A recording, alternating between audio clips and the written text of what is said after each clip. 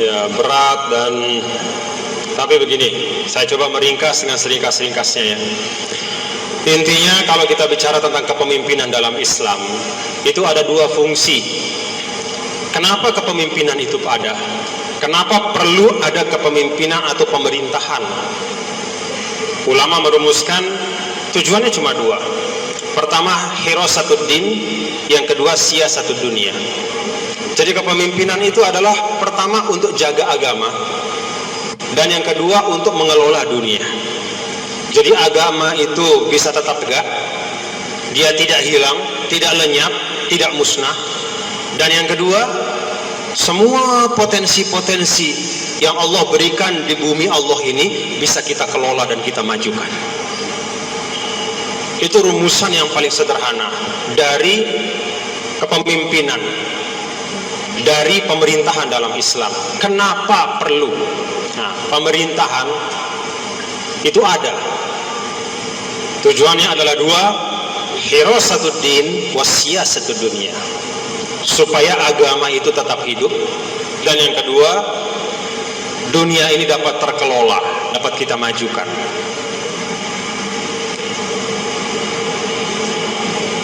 Ini yang pertama yang harus masuk di kepala kita nih. Nih, pemerintahan itu ini maksudnya. Kenapa ada pemerintah? Nih tujuannya yang paling pokok. Ada tujuan-tujuan yang lain. Misalnya pembelaan terhadap semua warga negara agar umat Islam tidak ada yang teraniaya. Lalu kemudian menjaga perbatasan-perbatasan supaya tidak diserbu oleh musuh. Kemudian untuk menjaga supaya seluruh bumi Allah ini tidak ada yang merusaknya. Kemudian untuk mengkoordinasikan agar potensi-potensi keuangan itu ada zakatnya, ada khorosnya atau pajaknya, semua itu bisa tertangani dengan baik dan seterusnya. Tapi intinya kembali kedua hal itu. Agama terjaga, dunia atau bumi ini bisa terkelola. Agama terjaga, bumi terkelola. Itu tujuan pemerintah. Seperti apa pemerintahan dalam Islam? Nah, kalau sudah sepakat nih, perlu adanya pemerintah dengan dua fungsi utama. Lalu pertanyaan berikutnya, seperti apa pemerintahan dalam Islam itu? Nah, kalau kita tanya seperti apa, ya tentu sebagai seorang muslim kita harus kembali kepada Al-Quran dan Sunnah Rasulullah Sallallahu Alaihi Wasallam. Lalu berikutnya kita kembali kepada praktik 1500 tahun umat Islam. Nah, kalau kita kembali ke dalam Al-Quran, ternyata yang disampaikan oleh Al-Quran tentang pemerintahan itu bukanlah bentuknya, tetapi nilai-nilainya. Jadi tidak ada di dalam Al-Quran, ya ayyuhalladzina amanu, dirikan pemerintahan bentuknya ini. Tidak ada. Yang ada apa? Innallaha ya'muru bil adli wal ihsan. Itu nilai. Sesungguhnya Allah memerintahkan kalian untuk menegakkan keadilan dan selalu menyebarkan kebaikan. Wa idza hakamtum bainan nasi an tahkumu bil adl. Kalau engkau menjadi pemimpin dan memutuskan sesuatu, putuskan sesuatu dengan memegang prinsip keadilan. Wasyawirhum fil amri wa amruhum syura bainahum. Wahai Muhammad, untuk semua urusan-urusan penting bermusyawarahlah. Wa amruhum syura bainahum, ciri dari masyarakat yang Islami itu adalah urusan-urusan mereka dimusyawarahkan. Itu juga nilai keadilan, kebaikan, musyawarah. Wala yajrimannakum syana'anu qaumin ala alla ta'dilu i'dilu huwa aqrabu littaqwa. Jangan kebencian kita pada sekelompok orang membuat kita tak adil kepada mereka. Maka ada imparsialitas, netral. Jangan memandang berdasarkan senang atau tidak senang, tapi pandanglah, nilailah sesuatu dari objektivitasnya. Yang benar katakan benar, yang salah katakan salah. Itu prinsip. Jadi Al-Quran tidak memerintahkan kita untuk membentuk satu sistem tertentu dalam pemerintahan, tetapi memberikan kita seperangkat nilai untuk membentuk pemerintahan yang baik. Kita lihat sejarah selama 1500 tahun. Bentuk seperti apa yang ada? Ada bentuk namanya kekhalifahan. Pemimpinnya namanya khalifah. Ada bentuk yang namanya saltonah, kesultanan. Pemimpinnya namanya sultan. Ada al-imarah atau keimaratan. Pemimpinnya namanya al-amir. Ada juga mamlakah atau kerajaan. Pemimpinnya namanya al-malik. Ada pemimpin yang namanya khalifah, ada yang malik, ada yang sultan, ada yang amir, ada juga jumhuriyah, republik seperti Indonesia. Pemimpinnya namanya siapa? Rais atau presiden. Beragam. Walaupun memang yang cukup panjang itu adalah kekhalifahan. Tapi yang lainnya ada juga dalam sejarah.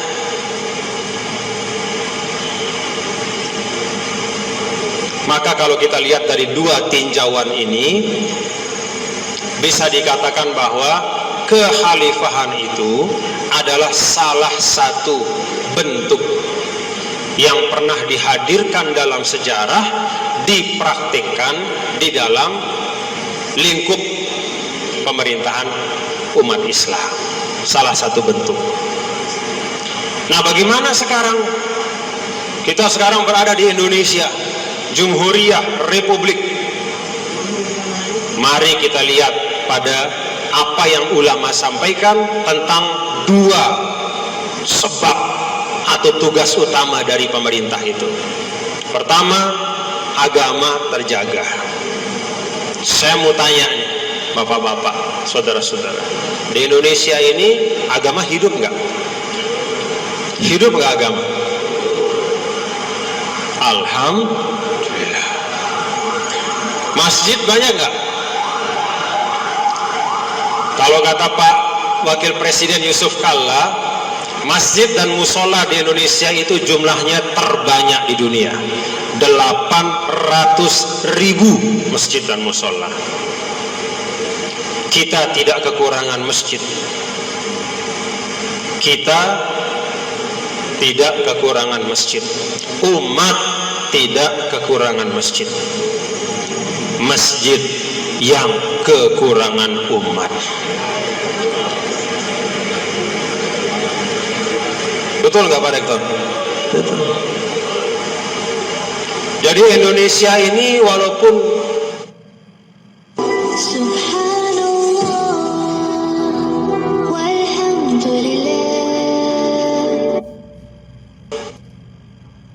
namanya bukan kekhalifahan, tapi tujuan pendirian pemerintahan itu yang satu dari dua tugas utamanya adalah hirasatuddin, yaitu menjaga supaya agama hidup, itu terlaksana di Indonesia.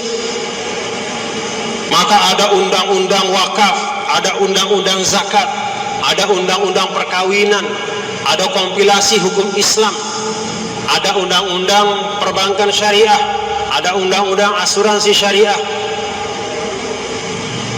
Undang-undang zakat saja ketika mau diamalkan secara sungguh-sungguh, yang terjadi bukannya peraturan yang nggak ada atau peraturan yang kurang, tapi umat Islam yang bayar zakat yang kurang.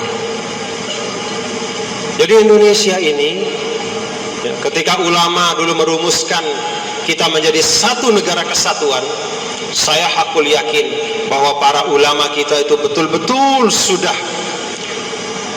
menggambarkan bentuk yang terbaik untuk satu bangsa yang beragam dengan sekian banyak suku, belasan ribu pulau, maka dirumuskanlah 5 sila Pancasila itu sebagai dasar.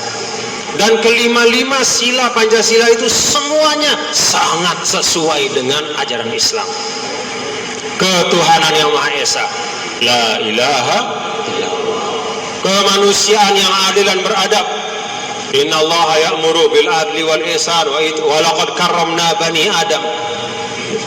Kemanusiaan adil dan beradab. Persatuan Indonesia, wa'tasimu, supaya kompak. Inna hadhihi ummatukum ummatan wahidah. Kerakyatan yang dipimpin oleh hikmat kebijaksanaan, wasyawirhum fil amri. Keadilan sosial bagi seluruh rakyat Indonesia.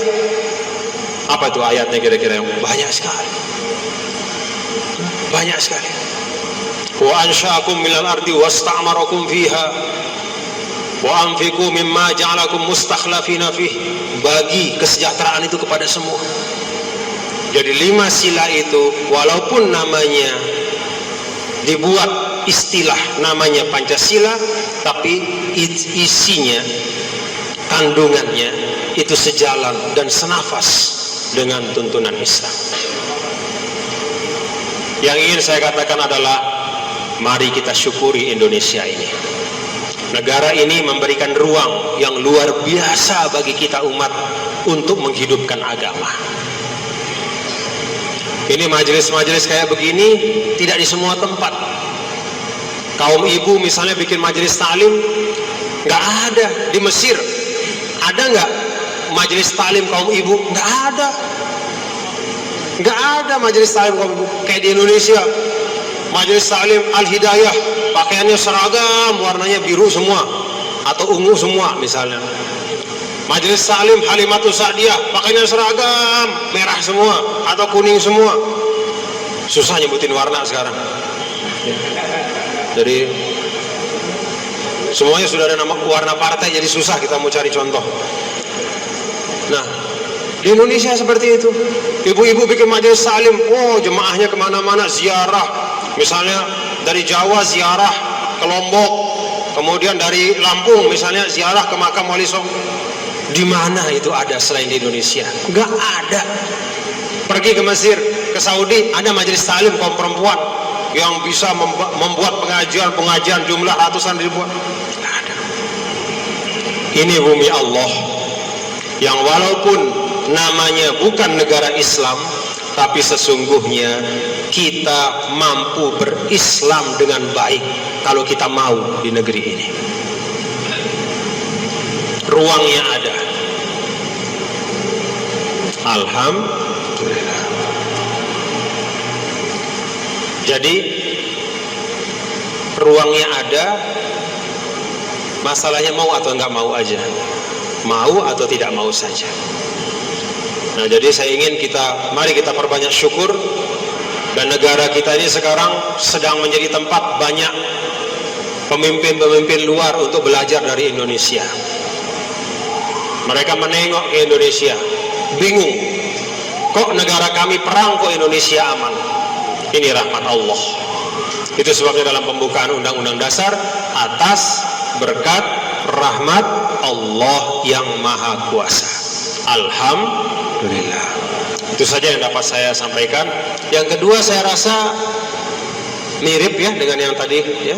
Saya rasa mirip. Artinya kalau kita umat Islam ini, Bapak Ibu, adik-adik, tidak usah persoalkan keragaman. Karena Al-Quran sendiri mengajarkan kita, mengingatkan kita keragaman itu bagian dari skenario Allah. Kalau kita marah terhadap keragaman, berarti kita tidak ikhlas terhadap penciptaan Allah.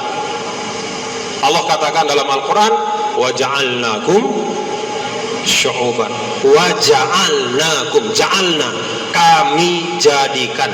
Jadi Allah menisbahkan itu kami jadikan, bukan Pak Firmansyah yang menjadikan, bukan Zainul Majdi yang menjadikan, bukan Pak Andi, bukan siapapun dari kita. Waja'alna, Allah yang sudah menentukan kita ini beragam, berbangsa-bangsa, bersuku-suku. panduannya jelas, lita'arufu. Lita'arufu itu dari kata ma'rifah, tahu, kenal. Maka lita'arufu itu saling mengenal. Lita'arufu itu dari kata al-urfu juga. Al-urfu itu artinya kompak, ada kebersamaan. Maka selain saling mengenal, kita juga bangun kebersamaan. Lita'arufu. Wallahu a'lam bishawab.